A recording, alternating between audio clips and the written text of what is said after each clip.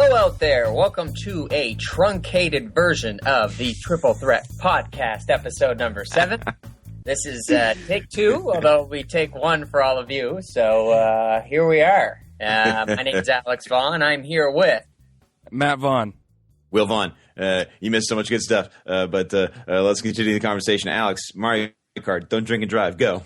Okay, so wow, that's a good start. So we were just discussing how Will got Mario Kart 8 for Wii U. And so I was discussing or explaining a drinking game that goes along with it that you should only play if you have a ride home and if you're over the age of 19 or the legal age in your area, 21 in the United States. Thank you. Yes. 18 in Quebec and Alberta. 18 in Quebec and Alberta. I don't know, 12 in England. I'm not sure. I was going to say 12 in Germany. Yes. Guten Tag. Yes, so much to, because Mario Kart's so boring on its own and childish, we had to step it up and make it more adult. So You play Mario Kart, usually one-on-one, or versus, I guess. Is it still called that, Will, in Mario Kart? It is. Yeah. They have not changed that in years. It's amazing. They haven't changed that word. Yeah. No. Versus. I'm just making sure it could be called head-to-head or 1v1 or something like that. Wheel-to-wheel, yeah. Wheel-to-wheel. V1 brought to you by Dodge. Yes. That makes sense. It's always a Canadians play and then a better play, but then the Canadians play wins. Anyway. Dang politics. The only thing that can eliminate a Canadians play is another Canadians play. Yeah. Yes, so it's a very simple game. Each person has one unopened beer and one controller for one racer in the game. And you have to be the first person to finish the race and finish your beer. So if you do one without the other, you're disqualified. Well, I guess if you don't finish the race. But if you finish the race without finishing your beer, you're a loser and exiled. Exiled. So there's 2 strategies that I take. It's either chug as much as you can at the beginning. Mm-hmm. Yeah. Not a bad idea. Or try and get such a lead at the end while the other person's kind of drinking and going and whatnot, that you stop just in front of the finish line and try and get rid of the rest of your beer as quickly as possible. So you pour it in a potted plant or something? I don't know. No, you drink it. Get rid of it. Drink your beer as quickly as possible. Rid it by consumption. Yeah, that's probably my strategy because you can always get a good boost off the line. And then, develop. I usually develop a very favorable lead. I'm very good at power sliding. Not to brag, but yes, and I would have to chug it at the beginning and then just try and catch up. So yeah, well, if you're in second, you also get better items too, right? So yeah, that's true. That's true. Yeah, you get those multiple boost mushrooms. I've only ever played it once, and it wasn't even Mario Kart. I was at my friend Derek's house, and it was, I want to say, Mod Racers for PS3, and he crushed myself and the other competitor because we didn't know the cars or the what am I trying to say? Tracks. Yeah. Oh, the tracks. We didn't know how to do anything or where anything was. It's much different than Mario Kart. There's a lot more like shortcuts or different methods or things like that. So yeah, cool thing about Snap. The other cool thing about this Mario Kart is that it has like hover sections in all the races. So those races where they go like basically straight up and down. You're on a straight vertical plane. You can hover onto it.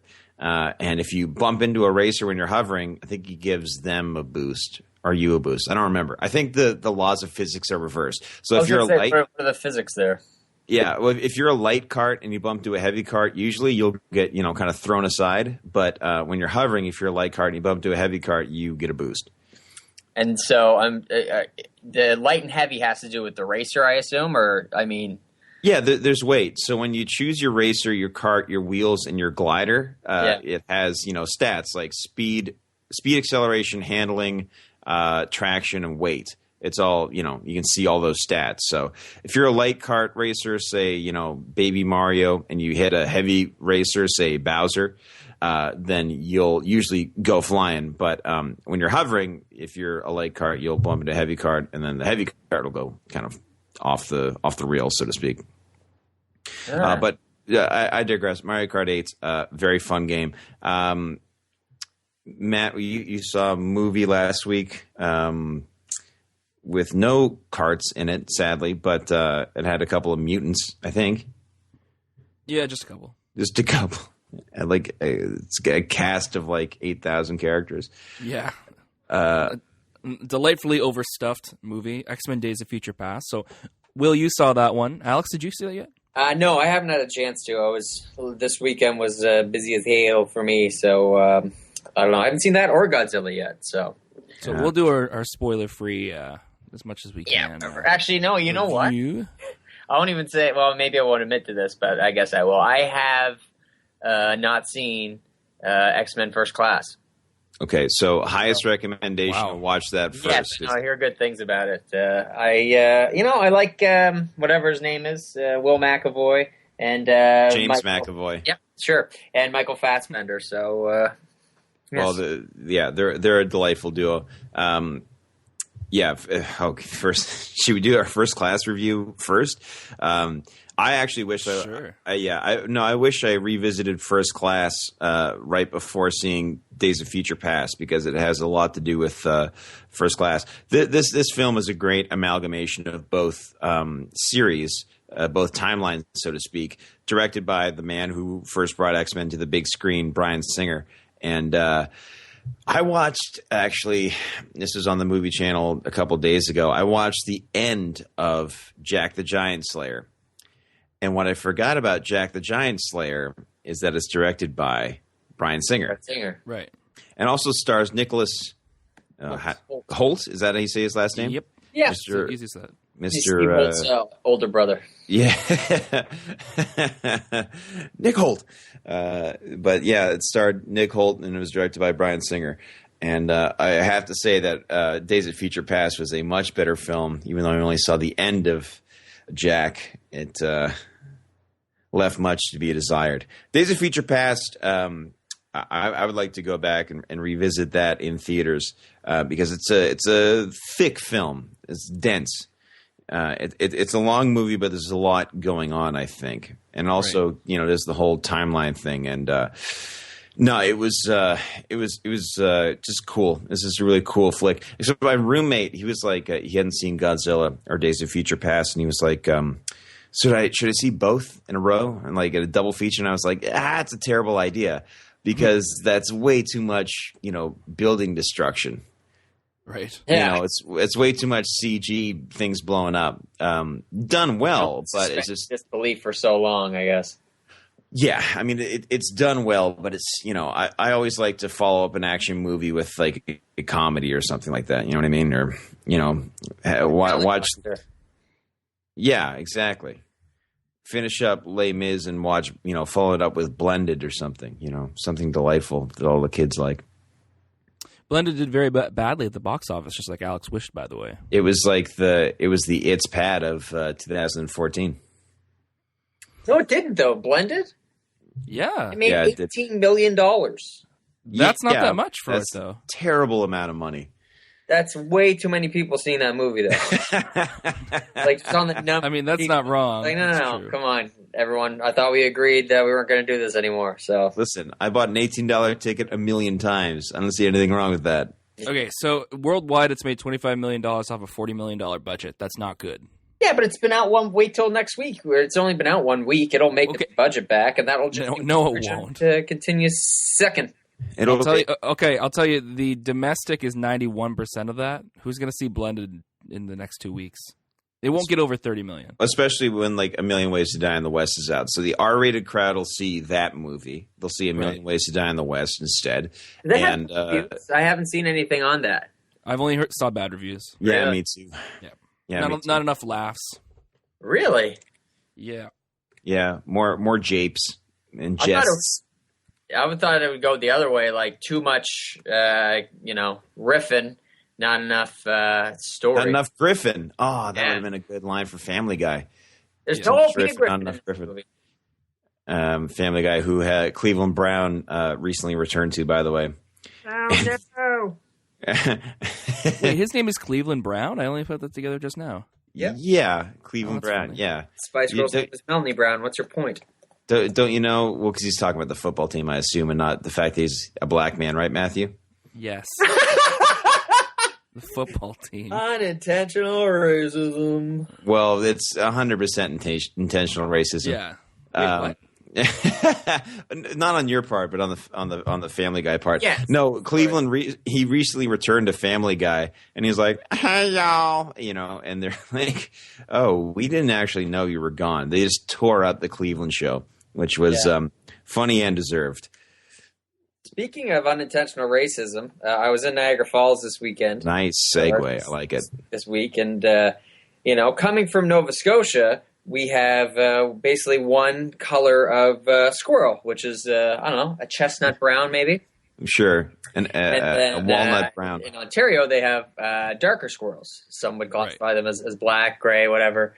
And then so we were driving around, and she's like, oh, this girl I work with, I won't name her name, and it's not who you guys are thinking. But she was just like, oh, there's black squirrels here. And we're like, yeah. She's like, oh, I heard they were kind of more aggressive and dangerous. And I was like, oh yeah, and you don't want them living in your neighborhoods either. So I don't know, I kind of got a good laugh of unintentional racial profiling, but yeah, but then you could say they're athletic and they run faster. That's a compliment. Yes, I didn't think about that, but yeah. I remember, Alex, when we were in Toronto in 2004 for SummerSlam, and we tried to find our very, very scary hotel in a very scary part of town, and there was a giant black squirrels running around, and that's what scared us off, I think. It's terrifying. That's not a euphemism, is it? So do you want to talk about Days of Future Past? Well, yes. Yeah, he said it 3 times, so we have to. Right. No, it was. I mean, I don't know really what to say about it without spoiling it. Is the thing? Did you like it? Were the actors good? Was the plot understandable? I thought the actors were very good. They all acted very well. Actually, Ellen Page had a very important role in this film. And something else I'll say is that Bryan Singer sure as heck knows how to do an opening sequence. Because I really like the opening sequence in X2 Nightcrawler in the White House. That was a scene I revisited the other day, and it still holds up. And the opening sequence in this one was awesome. The Sentinels were really cool. What else can we say? Peter Dinklage was awesome in it. He plays he's really good at playing an arrogant little person, or a boisterous little person. When he plays what's his name in Elf? What's the character's name? Oh gosh. I know that Andy Richter is in that. Yeah, and so is Kyle Gass. Kyle Gass, yeah. So is Will Ferrell. I think it's interesting in that movie in Miles Days of Finch. Future Past. Miles Finch, yeah. Very good. Did not Google that. Nice. In Days of Future Past, his height does not even mentioned, not even a little bit, which I thought was kind of nice. Well, yeah, and it's very it's very un-60s of them to not mention the fact that they should be horrible to him constantly. Yeah, well, especially with Nixon. Oh, I just so small. I don't understand. Come here, Checkers. That's pretty good, I guess. I don't know. I've never really heard Nixon speak so much as people doing impressions of Nixon. This is great because I want to see how much Will knows about Nixon. Just what Futurama has told me when he's a head in a jar and he's the president of the Earth. That makes sense. I've got a new body. And he's got a new robot body. Thanks, Billy West, for that impersonation of Nixon that we all know and love. Also, I know that Nixon is a surfboard company. That's true. So that's not. How much do you know about Nixon, Matt, that you read in Devil in the White City? Reference to part of the podcast no one has heard. I'm shooting you with air laser beams right now. Devil in the White City, written by Eric Larson. Which I remember perfectly. Not brother of Gary Larson? Is he the guy that did Fireside? These are all jokes that we made when... He is not in that. I don't even remember what I learned the most about Nixon. I don't know. I've done modern American culture class in university, but modern American culture class. I see. For those of you guys who don't know, The Devil in the White City, Murder, Magic, and Madness at the Fair That Changed America, it is a 2003 nonfiction book by Eric Larson presented in a novelistic style. The book is based on real characters and events, and Leonardo DiCaprio purchased film rights in 2010. That's just all off the top of my head. Wow. Well done, Alex. And the first paragraph of a Wikipedia entry. Must have taken modern American literature. Nah, I just read that verbatim from Wikipedia. Whatever. Very well said. I read all the words properly. Good for me. So, Will, the X-Men Days of Future Past tries to bring together all the different kind of inconsistencies between First Class and the 3 X-Men movies and the 2 Wolverine movies. How do you think it did? I thought it did quite well. Gosh, I can't say it without spoiling anything. Can I? Well, one thing you can say is all right. Patrick Stewart is in this movie. Yes, he's in this film. And he died at the end of X-Men 3. Did he? Yes. Yeah, he did. Something people forget. It wasn't a very good movie. Well, I remember that. 900 cents. In X-Men 3, who died in X-Men 3? A movie that came out 8 years ago. So if you Cyclops dies in the first 15 minutes. Yeah. Jean turns into the Phoenix or the Griffin or the whatever. And then dies. Doesn't Rogue die too or something? Loses her powers. Loses her powers, oh. Magneto loses his powers, or does he? They introduced a bunch of bad X-Men that at one point they are out of the movie just because they turn around a corner and they disintegrate because Phoenix is going crazy. Oh, yes. And that was great because it's like these intense actors who are they just disappear, float off in the wind. Including that guy from Rush Hour 2. I don't think that Chris Tucker's in that movie. No. Damn, Phoenix! Wipe yourself off. You're bleeding. And then, well, he sounds Irish. You're bleeding. Wipe yourself off. You're bleeding. Yeah. That's The Departed, Alex. Right. And then Chris Tucker goes, wipe yourself off. You dead. Or something like that. Damn. He ain't going to be in Rush Hour 3. Come on, Lee. Come on, Lee. Come on. I was watching Rush Hour 1 the other day. Like, I made so much money off those movies. that he never has to work again. And he's proved that by never working again. Well, he was in was he in Silver Linings Playbook? I haven't seen that. Yes, he was. There you go. So he's got that going for him. Days of Future Past does a lot of, we'll say, retconning of the series. By the way, X-Men Days of Future Past directed by Bryan Singer. X-Men 3 directed by Brett Ratner. Who directed the Rush Hour movies. Oh, hey, there you go. So I thought that was a question. Who directed them? I was going to say, here's the last 4 entries in Chris Tucker's IMDb. Rush Hour from 1998. Oh, wow. Rush Hour 2. Rush Hour 3. Rush Hour 3. Rush Hour 3 from 2007. There's nothing in between these. Silver Linings Playbook 2012, and announced his next role. Rush Hour 4. Rush Hour 4. I guess it's rumored. Oh. Here's our characters. Rush Hour, he's Carter. Rush Hour 2, he's Detective James Carter. Ooh. And Rush Hour 3, he's just back to being Carter again. So interesting. There you go. That's some lazy IMDbing. Oh, yeah. I thought that was proactive IMDbing. I wasn't really all that lazy. Since we've been all over... on his end. Yeah. Oh, okay. We've been kind of talking about Days of Future Past, and one thing I do need to correct from a previous podcast is at one point we talked about how there's a stadium that falls in Washington, D.C. Yeah, I Matt, said you to know what Will, the stadium is. Yes, I said to Will, Will, you said, I think, I wonder what stadium it's going to be. And I said, oh, they won't say what it is. They're not going to explain that. And they like don't. Idiot. They don't outwardly explain it, but you with your eagle eye vision see it. It's on the screen, yeah. Because at one point they show a newspaper, and that's always for me. I always try to like scan the newspaper to see kind of what else it's saying.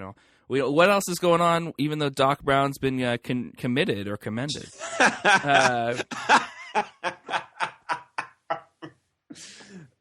Great. Oh my god. BTTF. So in this newspaper that I saw, there's all sorts of stuff like Bolivar Trask is, okay. Anyway, yes, he's commended. Yes, commended. And then one of the ones in the bottom left corner, it just says RFK Stadium to be rebuilt. And if you see RFK Stadium, and I can mention this because in the commercial when Magneto's lifting it, and I kind of wish, to me that's like Darth Maul's double lightsaber. Like I kind of wish they didn't show that in the preview. Right. Because how cool would that have been? Because it's like it's done really well. And something else that Bryan Singer does after I trash him for directing Jack the Giant Slayer. but he does giant things very well, like in Superman Returns. A movie I still enjoy when he, stops the airplane he just kind of touches the airplane down in the baseball stadium, or when he's lifting the giant kryptonite island. He does big things very well, for sure. And that was one of them. There is one kind of mistake, Will, that you and I kind of try to talk about and try to figure out from that movie, which is when you first see RFK Stadium, there's a guy who's putting down the lines for baseball. And you see, and this is what you see in the commercial, is you see a baseball scoreboard behind him. Right. Now, at the time, in 1973, it had been 2 years since the Washington Senators had played baseball there. Now, the Redskins played there all through that time, so I don't know why they didn't just have somebody, painting lines in the field or doing the end zone. But for some reason, they wanted to put baseball up, even though there was no obvious team there. There might have been a college team that played there at the time, but it seems like an odd choice to make. An odd choice to make, and only for sports nerds like us, we really notice it. I think most of the movie-going public is just, True. It's a stadium that he lifts up, and it's an actual stadium, right? It's historically there. However, yeah, sports nerds like us are like, which team played there? I would like to see the facts. Do not understand why he's painting baseball lines. Should be a football stadium. Worst movie ever is how I responded out loud in the theater. They were very upset at me. Right. Oh, and there is a scene after the credits. Well, that yes, does not make sense.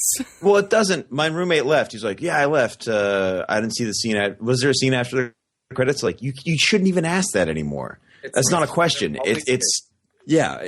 I wait for every movie. When I saw Blended for the millionth time, I waited till the end of the credits. Damn it, Will. The question now is not, is there a scene after the movie? Or after the credits, is it worth sticking around for? And lately, I would say no. I saw a really good article about this on thedissolve.com. I think it was written by Matt Singer, so shout out to them. But he just wrote about... brother? Yeah, it is. No, and they just wrote about how after credit sequences, like with Samuel L. Jackson, the end of Iron Man, like kind of one of the first ones of this generation of after credit sort of things. It actually helped flesh things out a little bit for the future, and there's a little tag. It was a little fun. Yeah. And even Iron Man 3 this year had a kind of a fun, like, oh, that was fun. That was worth staying there for. I don't remember. I'm glad that happened. It was now. At the end of Iron Man 3, this isn't really spoilers, but Iron Man, Tony Stark is sitting on a couch talking to someone, and then we see that he's talking to Mark Ruffalo. Oh, okay. Yeah. Because so it's kind of, it was a cute. Yeah, it was cute. And now they do that because he told the whole movie from like his perspective, right? It was like him telling his story, and then like it reveal he's talking to Banner as Mark Ruffalo. He's like, Tony, you need, I can't help you. I'm not that kind of doctor. Yeah. Oh, I don't remember that. I think anyway, sorry. So the end of this, I think the after credit sequence of this one is setting up for the next movie, like every friggin' after credit sequence there is. Which is on IMDb, so we can say it, right? It's going to be X-Men Apocalypse. X-Men Apocalypse. So whatever that means to you has something to do with the end sequence. It's like, you pay for the whole movie, but the end credit sequence is like bonus movie, Right. It's good stuff. Anyway, Days of Future Past, definitely check it out. I have no doubt. I give it a solid 9. Matt, what do you give it? I'll give it an 8. Yeah, an 8. An 8. That's good. There's that. Hey, did you without any spoilers? Well, yeah, good. Without spoilers, Will, did you like the Quicksilver scene that I was talking about last week? Yeah, and that's what everyone's going to be talking about too. Is the Quicksilver sequence. That was everybody's favorite part, and I can see why he wasn't played by Aaron Taylor Johnson in this movie. He's played by a different actor because it's weirdly enough, Aaron Taylor Johnson and Elizabeth Olsen, a married couple in Godzilla, and now brother and sister in Avengers: Age of Ultron. Yeah, who they themselves are part of an end credit sequence or a mid credit sequence in Thor 2. No, in Captain America. Winter Soldier. Dang. As if no one's going to fault you for not remembering which movie has a pointless after credit sequence in it. Excuse me, I choose to fault this man for being incorrect in his end credit sequence. At least with those scenes, they're not after credits; they're kind of during the credits. Mid credits, right. Yeah, because they're more important now. They're so important. Here's the director and a guy and credit sequence. There you go. And then here's this guy. You know, there is an after the credit sequence, which I don't know, don't find very useful. I thought I did. A movie that used the mid-credit sequence very well was Rise of the Planet of the Apes, because it actually went on to kind of further the story a little bit in a nice way. That's true. I got to revisit that. Something I've noticed this season of movies is that San Francisco is getting messed up this summer. Last summer had kicked it off with future San Francisco and Star Trek Into Darkness being that's true. Pretty damaged. It's the Bay Area is having a bayed time in the movies. Actually, there's that was awful. I have to stop and say that was very bad. Will, what are you talking about? Have a bad time. The Bay Area is gonna have a bad time this summer. Coming this summer, baby. When they bloody. It's the Dusty Rhodes story, baby. We're gonna take care of some business, if you will. That's Dusty Rhodes, in case anyone's wondering who we're doing impressions of. And I guess this is a good time to announce that I'm going to be starring in the Dusty Rhodes biopic. Wow. Is it called Dusty Rhodes, but like the Rhodes itself? It's just called Rhodes, Life and Times of Dusty Rhodes. And so you were going to put on $1.20 for that role? $1.50? I'm pretty hefty right now. I'm going to gain 5 pounds. Oh, boy. Yeah. Boy. Well, you know how, when they do movies, they're always more... The actors are obviously, prettier and in shape, so I'm gonna at least be in slightly better shape. Coming off the top of that cave, baby, it's gonna be a good time. 302. 302. This is build weight, and he's got to be bigger than that now, unless he's lost weight. But he looks pretty trim. I mean, he's an older guy now. I'll tell you what, too. By the way, Goldust attributes his recent shape to DDP yoga. But I digress.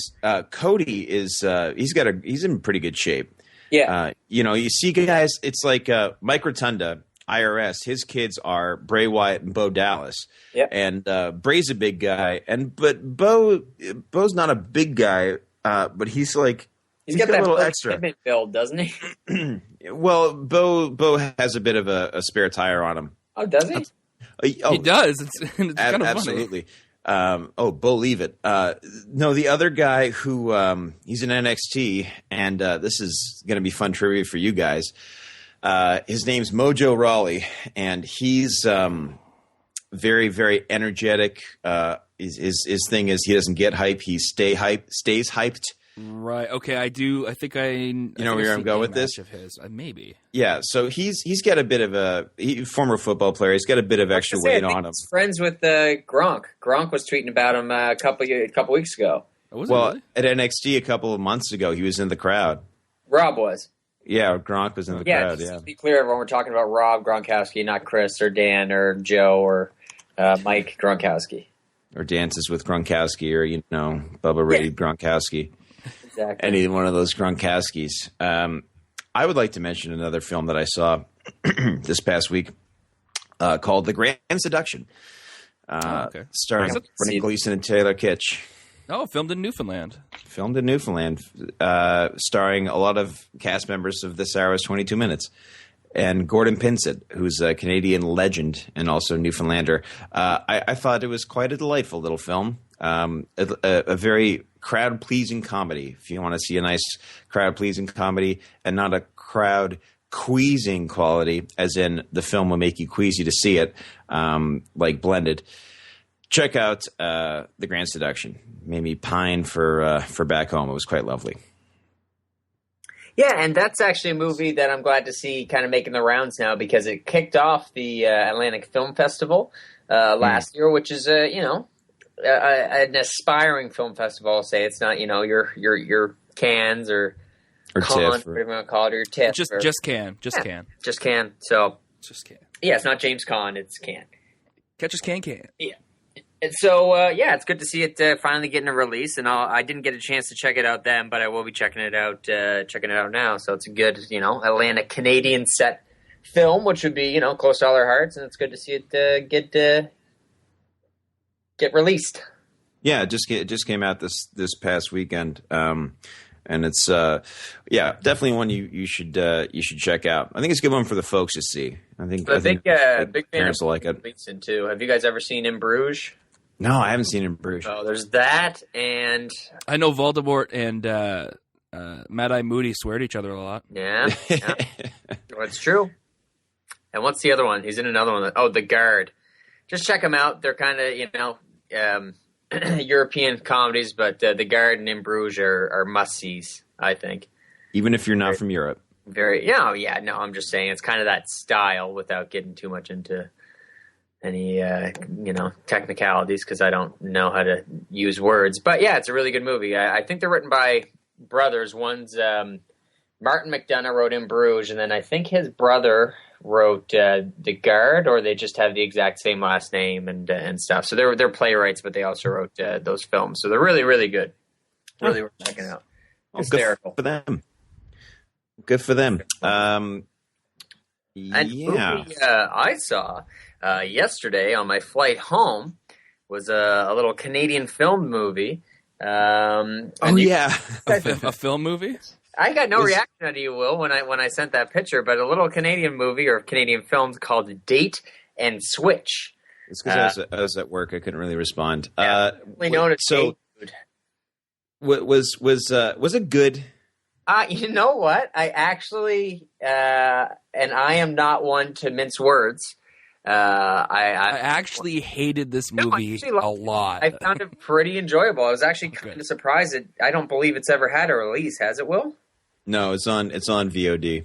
Yeah, exactly. So I was kind of surprised. Like, I've seen a lot worse movies released. I thought the two main guys in it, one being Ponytail Derek from Perks of Being a Wallflower, and a bunch of other stuff, and then the other guy were really good in it. So Hunter and Nicholas, and I believe one of these fellas on the podcast was in that movie. Was I in it? It didn't cut me out. Well, how much did you film? I filmed like two. I filmed like two scenes. How much he's in this movie? He has no idea. Yeah, I have two scenes. We have one scene at a bar, and then one scene at prom at the end. Okay, so the bar scene is intact. I don't believe I saw you at the prom. Because I had a funny line there. Did you? Yeah, Larry Wymore's who actually is taking over for the for Colbert. I don't want to spoil the movie, so I'll try not to. But Will, what's your line at prom that you didn't get to say? Oh, I can't say it on the podcast.